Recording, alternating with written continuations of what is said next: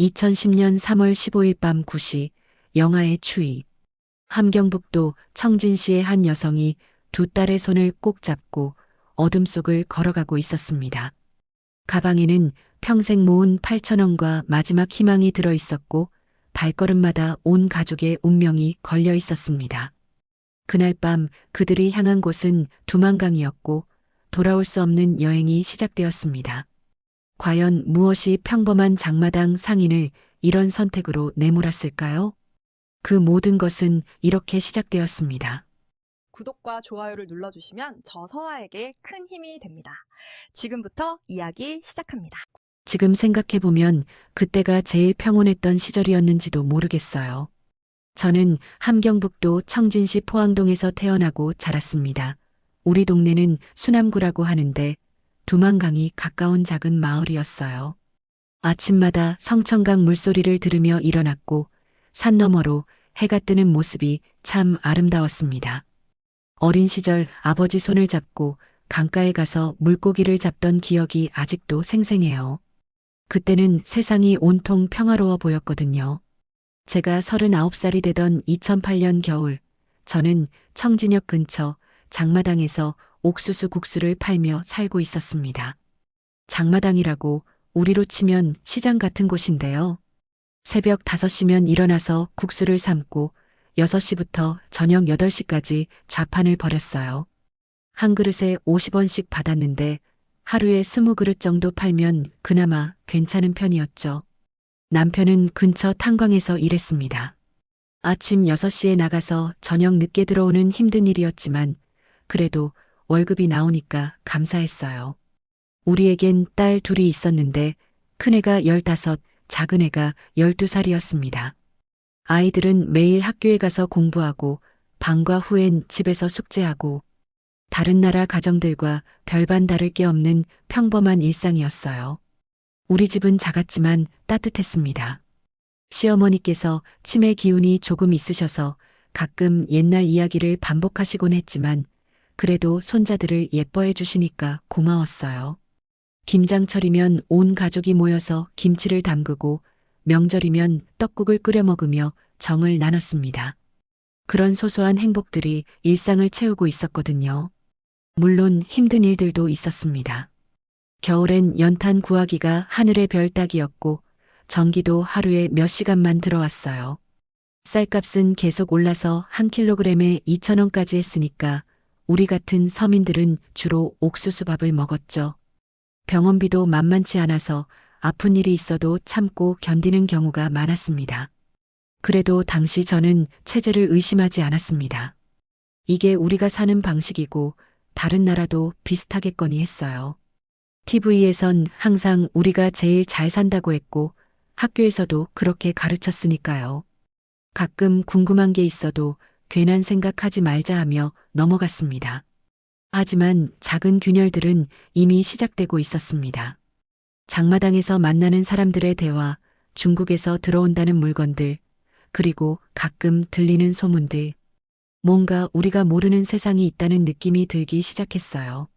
그때만 해도 그저 막연한 의문 정도였지만 그것이 우리 가족의 운명을 바꿀 큰 변화의 시작이었습니다. 그해 봄, 제 인생이 완전히 바뀌는 일이 일어났습니다. 지금 생각해도 가슴이 철렁 내려앉던 그날을 잊을 수가 없어요. 큰딸 영희가 학교에서 돌아오는 길이었는데 평소보다 많이 늦었어요. 해가 질 무렵에야 얼굴이 하얗게 질린 채로 집에 들어왔습니다. 엄마, 나 큰일 났어요. 하며 제품에 안겼을 때 아이 몸이 부들부들 떨리고 있었거든요. 무슨 일인지 물어보니 학교에서 선생님이 부르더래요. 김영희, 너 남조선 드라마 본 적 있냐? 선생님이 그렇게 물었다고 하더군요. 영희는 무서워서 아니라고 했지만 반 친구가 영희네 집에서 본 적이 있다고 신고했다는 거예요. 아, 그때 제 머리가 하얘지는 줄 알았습니다. 6.25 때도 이렇게 무서웠을까 싶더라고요. 사실 저희 집에 중국에서 건너온 USB가 하나 있었어요. 이웃 아주머니가 몰래 빌려준 건데 거기에 남한 드라마가 들어 있었습니다. 아이들이 호기심에 몇 번 봤던 게 사실이에요. 그런데 그게 이렇게 큰 문제가 될 줄이야. 우리 부모님 세대에는 이런 일로 아이들이 벌을 받는 일은 없었을 텐데 말이죠. 다음 날 아침 일찍 보이부에서 사람이 왔어요. 우리 집을 뒤지더니 그 USB를 찾아갔습니다. 영희는 일주일 동안 매일 학교에 남아서 자아비 판문을 써야 했고, 저와 남편도 불려가서 조사를 받았어요. 자식 교육도 제대로 못 시키느냐는 말을 듣는데 정말 땅에 묻히고 싶었습니다. 그런데 그 과정에서 더 충격적인 걸 알게 되었어요. 드라마 속 남한 사람들의 생활을 보니 우리가 알고 있던 것과 완전히 달랐거든요. 집집마다 TV가 있고 냉장고에 음식이 가득하고 아이들이 자유롭게 꿈을 이야기하는 모습. 과연 우리가 더 잘 사는 게 맞나 싶었어요. 영희가 조사받는 동안 제가 더 마음 아팠던 건 아이가 친구들 앞에서 얼마나 부끄러웠을까 하는 생각이었어요. 15살 아이가 뭘 잘못했다고. 그냥 호기심으로 본 건데 말이에요. 다른 나라 아이들은 이런 걱정 없이 자랄 텐데 우리 아이들은 왜 이렇게 눈치 보며 살아야 하나 싶었습니다. 그 사건 이후로 영희가 많이 달라졌어요. 예전엔 밝고 활발했는데 갑자기 말수가 줄고 늘 조심스러워 하더라고요. 학교에서도 위축되어 있고 친구들과도 거리를 두고 제 마음이 찢어지는 것 같았습니다. 어떻게 15살 아이가 이렇게 무거운 짐을 져야 하나 싶어서요. 그때 처음으로 뭔가 잘못되었다고 생각했어요. 아이들이 자유롭게 꿈꿀 수 없는 세상, 궁금한 걸 봤다고 벌 받는 세상이 과연 옳은 건가? 제가 어릴 때는 이런 일이 없었는데 언제부터 이렇게 숨막히는 세상이 되었나 싶었습니다. 밤마다 아이들 재우고 나서 혼자 생각에 잠겼어요. 남편과도 이야기해봤지만 남편은 괜한 생각하지 말자고 했어요. 우리가 어쩔 수 있는 일이 아니지 않냐면서요. 맞는 말이긴 했지만 가슴 한구석이 답답했습니다. 이대로 계속 사는 게 맞는 건가? 아이들의 미래는 어떻게 될 건가? 그런 생각들이 머릿속을 떠나지 않았어요. 그 일을 계기로 저는 세상을 다른 눈으로 보기 시작했습니다. 왜 우리는 자유롭게 생각할 수 없을까? 왜 아이들은 무서워하며 살아야 할까? 그런 의문들이 마음속 깊이 자리 잡았어요. 아직은 막연한 생각이었지만 그것이 우리 가족에게 더 큰 시련을 안겨줄 첫 번째 신호였습니다. 딸의 학교 사건이 채 가라앉기도 전에 우리 집에 더 큰 불행이 찾아왔습니다. 그해 여름 남편이 탄광에서 사고를 당한 거예요. 그날도 평소처럼 남편이 아침 일찍 탄광으로 나갔어요. 저는 장마당에서 국수를 팔고 있었는데 오후 2시쯤 누군가 급하게 뛰어와서 탄광에서 사고 났다고 하더라고요. 순간 머리가 하얘지면서 다리에 힘이 풀렸어요. 국수 냄비도 그대로 두고 탄광으로 달려갔습니다. 갱도에서 돌덩이가 떨어져서 남편 오른쪽 다리를 강하게 친 거였어요. 의식은 있었지만 다리가 심하게 부어올라 있었고 아파서 신음소리만 계속 냈습니다. 동료들이 급히 병원으로 옮겨졌는데 의사 선생님이 뼈가 부러졌다고 하더라고요. 수술을 해야 한다면서요. 그런데 문제는 수술비였어요. 의사가 최소 3,000원은 있어야 한다고 하는데 우리 집 전 재산 털어봐도 1,000원이 안 되었거든요. 그동안 모아둔 돈도 영희 학교 문제 때문에 거의 다 써버린 상태였고요. 병원에서는 당장 수술하지 않으면 다리를 절뚝거리며 살아야 한다고 했어요. 이웃들에게 돈을 빌리러 다녔지만 다들 사정이 어려워서 큰 돈은 어림도 없었어요. 겨우 100원, 200원씩 모아서 1,500원 정도 마련했습니다. 그래도 부족한 돈을 어떻게 구할지 막막했죠. 그때 정말 우리나라 IMF 때보다 더 절망스러웠어요. 결국 제대로 된 수술을 받지 못했어요. 간단한 처치만 하고 깁스를 했는데 뼈가 제대로 맞지 않아서 다리가 조금 휘었습니다. 남편은 그 후로 걸을 때마다 절뚝거리게 되었고 무거운 걸 들거나 오래 서 있기가 힘들어졌어요. 탄광일은 당연히 못하게 되었고요. 설상가상으로 시어머니께서 그 무렵부터 치매가 심해지기 시작했어요. 밤낮을 가리지 않고 헤매시고 가끔은 집을 나가서 못 찾겠다며 동네 사람들이 데려다 주기도 했습니다. 약을 사드리고 싶었지만 한 알에 50원 하는 약을 어떻게 구해요? 하루 한 끼도 힘든 상황인데 말이에요. 남편 수입이 끊기니까 오로지 제 장마당 장사만이 유일한 수입원이 되었어요. 새벽 4시에 일어나서 밤 11시까지 일했는데도 하루벌이가 고작 200원에서 300원 정도였어요. 집세, 시어머니 약값, 아이들 학비까지 생각하면 턱없이 부족했죠. 겨울이 되자 더욱 힘들어졌습니다. 연탄을 살 돈이 없어서 손발이 얼어 터지는 추위를 그냥 견뎌야 했어요. 아이들이 엄마 춥다 할 때마다 가슴이 미어지더라고요. 이웃 아주머니가 가끔 연탄 한 장씩 나눠주기도 했지만 그것만으론 턱없이 부족했습니다. 제일 마음 아팠던 건 아이들 얼굴이 점점 야위어 가는 거였어요. 하루 두 끼만 먹이는 것도 빠듯해서 가끔은 제가 굶고 아이들만 먹였거든요. 작은 딸 순이가 엄마 배고파요 할 때마다 울고 싶었어요. 어떤 부모가 자식 굶기고 싶어서 굶기겠어요. 그런 나날이 계속되면서 저는 점점 분노가 치밀어 올랐어요. 왜 이렇게 살아야 하나? 왜 우리는 도움을 받을 수 없나? 왜 아픈 사람도 제대로 치료받지 못하나? 이런 게 과연 잘 사는 나라가 맞나 싶었습니다. 이대로는 정말 살 수 없다는 생각이 간절해졌어요.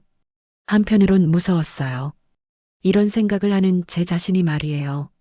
하지만 현실은 너무 가혹했습니다. 남편은 다치고 시어머니는 아프시고 아이들은 굶고 그런 상황에서도 아무도 도와주지 않는 체제가 과연 우리를 위한 건지 의문이 들었어요. 뭔가 근본적으로 바뀌어야 한다는 생각이 마음 깊이 자리 잡기 시작했습니다. 그 결정적인 날은 2010년 2월 초순이었습니다. 눈이 하얗게 내리던 추운 겨울 아침이었어요. 작은 딸 순이가 학교에서 갑자기 쓰러졌다는 연락을 받았어요. 달려가 보니 아이가 교실 바닥에 누워 있고 얼굴이 누렇게 떠 있더라고요. 선생님이 영양실조인 것 같다고 하시는데 그 순간 제 마음이 무너져 내렸습니다. 어떻게 12살 아이가 이렇게까지. 병원에 데려갔더니 의사가 계속 이렇게 영양이 부족하면 성장에 큰 문제가 온다고 하더라고요. 영양제라도 먹여야 하는데 한 병에 500원이래요. 우리가 하루 벌어서 먹고 살기도 빠듯한 상황인데 그 돈을 어디서 구해요? 그때 정말 하늘이 무너지는 것 같았어요. 집으로 돌아와서 순이를 재우고 나서 저는 밤새 울었어요. 아이들만이라도 제대로 된 곳에서 키우고 싶다는 마음이 간절했거든요. 이 상황이 계속되면 우리 딸들에게 무슨 미래가 있겠어요. 자유롭게 꿈꿀 수도 없고 배불리 먹을 수도 없고 남편과 진지하게 이야기를 나눴어요. 여보, 이대로는 안 되겠어요. 아이들만이라도 살 길을 찾아야 해요. 처음엔 남편이 그런 위험한 생각하지 말라고 했지만 순이가 쓰러진 모습을 보고는 마음이 바뀌더라고요. 아이들을 위해서라면 하면서요. 사실 장마당에서 탈북에 대한 이야기를 간간히 들은 적이 있어요. 중국으로 넘어가는 길이 있다는 소문, 성공한 사람들이 있다는 이야기. 그때까지는 남의 일이라고 생각했는데 이제는 우리의 일이 되었어요. 죽을 각오로 시도해 볼 만큼 절박한 상황이었거든요. 조심스럽게 정보를 알아보기 시작했어요. 장마당에서 만나는 사람들 중에 그쪽 일을 아는 분이 있다더라고요. 며칠 뒤 그분을 만나서 조심스럽게 물어봤더니 브로커를 소개해 주겠다고 하더군요. 한 사람당 2,000원씩 내면 중국까지 안전하게 데려다 준다는 거예요. 내 식구면 8,000원이 필요한 셈인데 우리에겐 너무 큰 돈이었어요. 그래도 방법을 찾아야 했죠. 장마당 장사를 더 열심히 해서 돈을 모으기 시작했고 집에 있는 살림살이도 하나씩 팔았어요. 시어머니 금반지, 제 혼수품이던 이불까지 모든 걸 다 팔았습니다. 제일 마음 아팠던 건 시어머니께 말씀드리지 못한 거예요. 치매가 있으시긴 하지만 가끔 정신이 맑을 때가 있거든요. 어머니, 죄송해요. 며느리가 이렇게밖에 할 수 없어서 마음속으로 몇 번이나 사과드렸는지 모르겠어요. 아이들에게는 잠시 중국에 가서 돈 벌어올 거야 라고 말했어요. 사실대로 말하기엔 아이들이 너무 어렸거든요. 영희가 엄마 언제 돌아와요? 라고 물을 때마다 가슴이 아팠어요. 언제 다시 고향을 볼 수 있을지 아무도 모르는 일이었으니까요. 떠나기 전날 밤 혼자 부모님 묘소에 다녀왔어요. 아버지, 어머니, 딸이 먼 길 떠나갑니다. 손자들만이라도 제대로 키우고 싶어서 이런 결정을 하게 되었어요. 부디 우리를 지켜봐 주세요. 그렇게 기도하고 왔죠. 2달 동안 준비해서 드디어 8천 원을 모았어요. 그 돈을 브로커에게 주면서 제발 아이들만이라도 안전하게 데려가 주세요라고 부탁했습니다. 그분이 걱정 마세요. 제가 책임지겠습니다라고 하더라고요. 그 말을 믿고 갈 수밖에 없었어요. 출발 날짜가 정해졌어요. 2010년 3월 15일 밤. 그날이 오기까지 저는 두려움과 희망이 뒤섞인 마음으로 하루하루를 보냈습니다. 과연 우리가 살아서 도착할 수 있을까? 아이들이 위험하진 않을까? 그런 걱정들이 끊이지 않았지만 이보다 더 나쁠 순 없다는 생각으로 마음을 다잡았어요. 3월 15일 밤 9시. 드디어 그날이 왔습니다. 평생 잊지 못할 가장 무서우면서도 희망적인 밤이었어요. 브로커 아저씨가 정해준 장소는 청진에서 1시간 정도 떨어진 산골짜기였어요. 저녁을 먹고 나서 잠깐 산책 간다고 하며 집을 나섰습니다. 시어머니는 잠들어 계시고 아이들에게는 엄마 아빠 잠깐 나갔다 올게라고 했어요. 그게 마지막 인사가 될 줄이야. 약속 장소에 가보니 우리 가족 말고도 다른 사람들이 있더라고요. 젊은 부부의 어린아이 2, 그리고 혼자 온 할아버지 1분까지 모두 8명이었어요. 브로커는 40대 정도 되어 보이는 남자분이었는데 조용히 따라오기만 하면 된다고 하더군요. 산길을 2시간 넘게 걸었어요. 아이들이 힘들어하니까 남편과 제가 번갈아 가며 업어주며 걸었습니다. 작은 딸 순이는 엄마 언제까지 가야 해요? 라고 물었지만 저도 모르는 일이었어요. 그냥 조금만 더라고 말하며 아이 손을 꼭 잡고 걸었죠. 밤 11시쯤 되어서야 두만강에 도착했어요. 강물이 얼어있긴 했지만 완전히 얼지 않아서 중간중간 검은 물이 보였어요. 브로커가 얼음이 얇은 부분이 있으니까 절대 뛰지 말고 천천히 걸어가라고 했습니다. 그 순간 정말 다리가 떨렸어요. 강을 건너기 전에 브로커가 혹시 순찰대가 나타나면 절대 뛰지 말고 그 자리에 엎드려라고 당부했어요. 총소리가 들려도 움직이지 말라고요. 그 말을 듣는 순간 아이들이 얼마나 무서워했는지 영희가 제 손을 꽉 잡으며 엄마 무서워요라고 하더라고요. 강 건너편에서 손전등 불빛이 움직이는 게 보였어요. 중국 쪽 경비였죠. 브로커가 저쪽은 우리 편이니까 걱정 말라고 했지만 그래도 가슴이 쿵쾅거렸습니다. 젊지 않은 몸으로 이런 일을 하게 될 줄이야. 우리 어머니 아버지도 이런 고생은 안 하셨을 텐데요. 드디어 강을 건너기 시작했어요. 한 발 한 발 조심스럽게 내딛는데 얼음 깨지는 소리가 계속 들려서 간담이 서늘했습니다. 중간쯤 갔을 때 영희가 발을 헛디뎌서 얼음에 무릎이 빠졌어요. 그 순간 제 심장이 멎는 줄 알았어요. 다행히 깊지 않았지만 영희 바지가 젖어서 춥다고 하더라고요. 제 외투를 벗어서 아이를 감싸주고 남편이 영희를 업고 나머지 구간을 건넜습니다.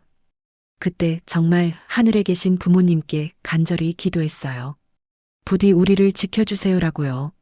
강 한가운데쯤 왔을 때 갑자기 북쪽에서 큰 소리가 들렸어요. 순찰대가 오는 소리였습니다. 브로커가 모두 엎드려 라고 소리치는 순간 온 가족이 얼음 위에 바짝 엎드렸어요. 얼음이 차가워서 온몸이 떨렸지만 숨소리조차 내지 않으려고 했죠. 10분 정도가 지났을까요? 영원처럼 느껴졌어요. 순찰대 소리가 멀어지고 나서야 다시 일어날 수 있었습니다. 그때 순이가 너무 추워서 울먹거리더라고요. 조금만 더 참자, 곧 따뜻한 곳에 갈 수 있어라고 달래면서 마저 건넜어요. 마침내 중국 땅에 발을 디뎠을 때의 그 기분을 어떻게 설명해야 할까요? 안도감과 동시에 막막함이 몰려왔어요. 이제 자유가 될 수 있구나라는 생각과 함께 앞으로 어떻게 살아야 하나라는 걱정이 함께 들었거든요. 중국 쪽 브로커가 우리를 맞아주었어요. 조선족 분이었는데 고생 많이 하셨네요. 이제 안전합니다라고 하더라고요. 같은 핏줄이라서 그런지 말투가 우리와 비슷해서 조금 안심이 되었어요. 그분이 준 따뜻한 차 한 잔이 그렇게 고마울 수가 없었습니다. 그렇게 우리는 새로운 땅에서 새로운 삶을 시작하게 되었어요. 하지만 그때는 몰랐습니다. 중국에서 더 큰 시련이 우리를 기다리고 있다는 것을. 그래도 그 순간만큼은 희망이 가득했어요. 아이들의 미래를 위해 용기를 낸 제 자신이 자랑스럽기도 했고요. 자유를 얻었다고 생각했는데 알고 보니 또 다른 지옥의 시작이었어요. 중국 브로커가 우리를 데려다 준 곳은 연변 조선족 자치구의 작은 마을이었어요. 거기서 조선족 할머니 한 분이 우리를 맞아주셨는데 김순자 할머니라고 하셨어요. 70이 넘으신 분인데도 우리를 위해서 밤늦게까지 음식을 준비해 주셨거든요. 같은 핏줄이 이렇게 고생하는 걸 어떻게 못 본 척 하겠어요. 할머니가 그렇게 말씀하시며 따뜻한 미역국을 끓여주셨어요. 그 맛이 어찌나 그리웠던지 몇 달 만에 제대로 된 밥 한 끼였거든요. 아이들도 그렇게 맛있게 먹는 걸 보니까 눈물이 났어요. 하지만 마음 놓고 살 수는 없었어요. 할머니가 중국 공안이 수시로 단속을 나오니까 절대 밖에 나가면 안 된다고 하시더라고요. 발각되면 바로 북송이래요. 그렇게 되면 정치범 수용소에 갇힐 수도 있다고 해서 온 가족이 벌벌 떨었어요. 할머니 집 다락방에서 숨어 지내기 시작했어요. 창문 밖으로 나가는 건 꿈도 못 꾸고 낮에는 소리도 내지 않고 지냈습니다. 아이들이 답답해하니까 할머니가 옛날 이야기도 들려주시고 한글 공부도 시켜주셨어요. 정말 친할머니보다 더 잘해주셨거든요. 일주일쯤 지났을 때 큰일이 날 뻔했어요. 마을에 공안이 들이닥쳤다는 거예요. 할머니가 급하게 올라오셔서 당장 뒷산으로 피해라고 하시더라고요. 겨우 옷까지만 챙겨서 산속으로 도망갔는데 하루 종일 풀숲에 숨어 있었어요. 그날 저녁에야 할머니가 이제 괜찮다고 데리러 오셨어요. 공안들이 다른 집을 수색하고 갔다고 하시더라고요. 그때 정말 무서웠어요. 중국말을 못해서 만약 들키면 어떻게 변명할 것인지. 아이들이 엄마 또 도망가야 해요? 라고 물을 때마다 가슴이 미어졌어요. 할머니는 우리가 돈이 없다는 걸 아시고도 계속 음식을 해주셨어요. 김치, 된장찌개, 심지어 명절 때는 떡까지 해주시더라고요. 제가 할머니 이렇게 신세만 져서 죄송해요라고 하면 뭔 소리야, 가족인데라고 하시는 거예요. 그 말 한마디에 얼마나 위로가 되었는지. 한 달쯤 지나서는 할머니 농사일을 도와드렸어요. 물론 밤에만요. 옥수수밭 김 메고 채소 따는 일 같은 거요. 낮에는 못 나가니까 밤중에라도 일손을 보태드리고 싶었거든요. 남편도 창고 정리하고 장작 패는 일을 도와드렸고요. 그런데 2달쯤 지나면서 할머니 표정이 어두워지시더라고요. 알고 보니 마을 사람들 사이에서 우리에 대한 소문이 돌고 있다는 거예요. 김할머니 집에 북에서 온 사람들이 숨어 있다는 이야기가 나온다고 하시더라고요. 할머니가 이제 다른 곳으로 가는 게 좋겠다고 조심스럽게 말씀하시더라고요. 할머니도 위험해질 수 있다면서요. 그 말씀을 듣는 순간 또 어디로 가야 하나 막막했지만 할머니께 피해드릴 수는 없었어요.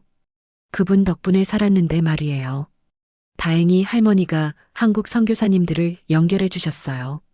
그분들이 너희를 한국까지 안전하게 데려다 줄 수 있을 거야 라고 하시더라고요. 처음엔 종교가 달라서 걱정했지만 살 길이 그것뿐이었어요. 할머니와 이별하는 날 정말 많이 울었어요. 아이들도 할머니 언제 다시 만나요? 라고 하면서 울더라고요.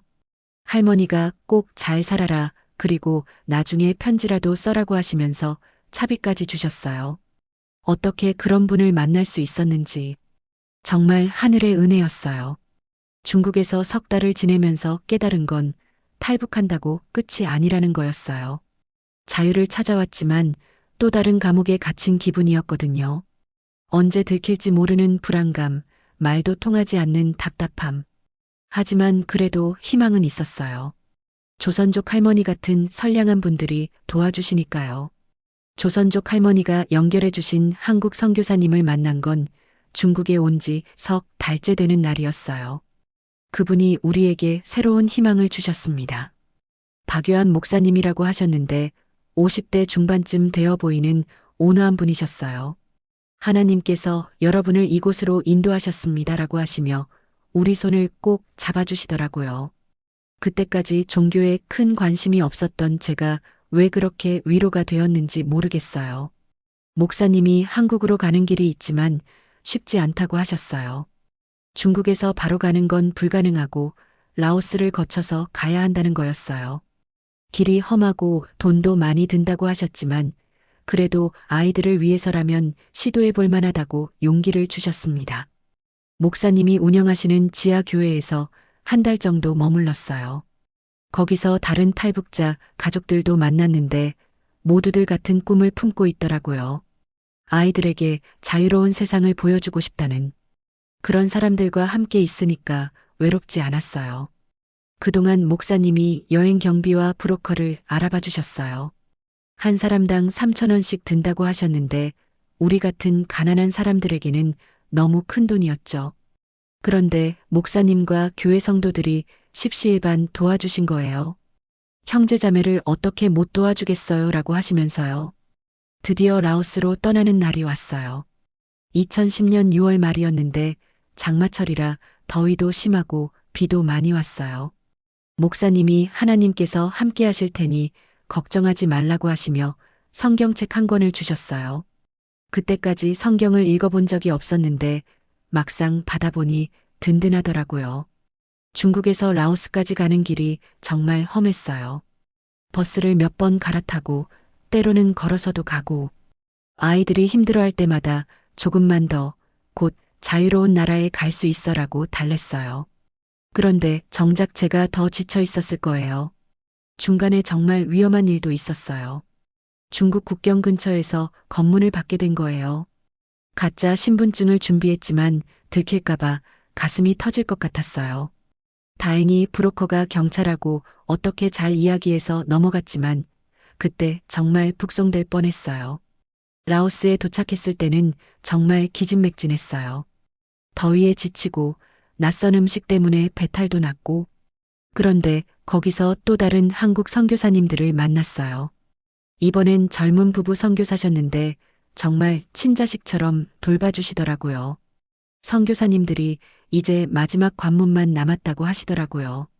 라오스에 있는 한국 영사관에 가서 망명 신청을 하면 된다는 거였어요. 그런데 그것도 쉬운 일이 아니었어요.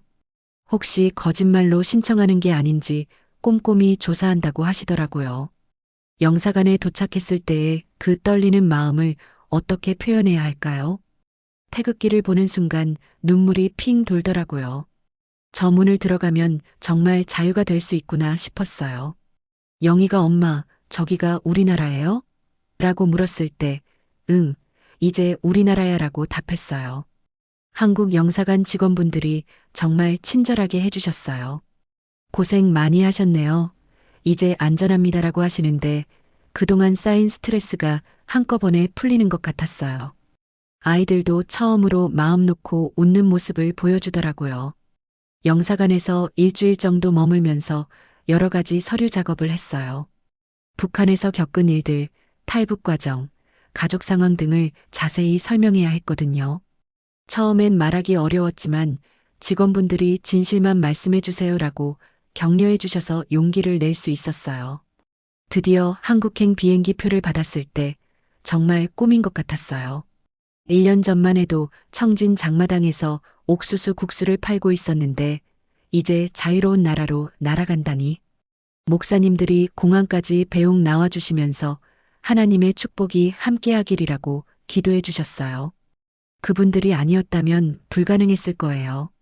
처음 한국 땅을 밟았을 때의 그 감격을 어떻게 표현해야 할까요?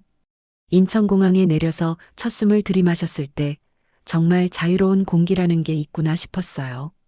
공항에서 통일부 직원분들이 마중 나와서 대한민국에 오신 걸 환영합니다라고 하시더라고요. 그 말을 들으니까 정말 꿈이 아니구나 싶었어요. 1년 반 전만 해도 북한 청진에서 장마당 장사를 하고 있었는데 이제 정말 자유로운 나라에 왔다니 눈물이 멈추지 않았어요. 하나원에 들어가서 3달 동안 정착 교육을 받았어요. 처음엔 말투가 달라서 힘들었어요. 입니다. 해요. 이런 표현들이 익숙하지 않았거든요. 그래도 같은 민족이니까 금세 적응할 수 있었어요. 선생님들도 친절하게 가르쳐 주셨고요. 제일 놀란 건 편의점이었어요. 24시간 문을 열고 있다는 게 신기했거든요. 북한에서는 상상도 못할 일이잖아요.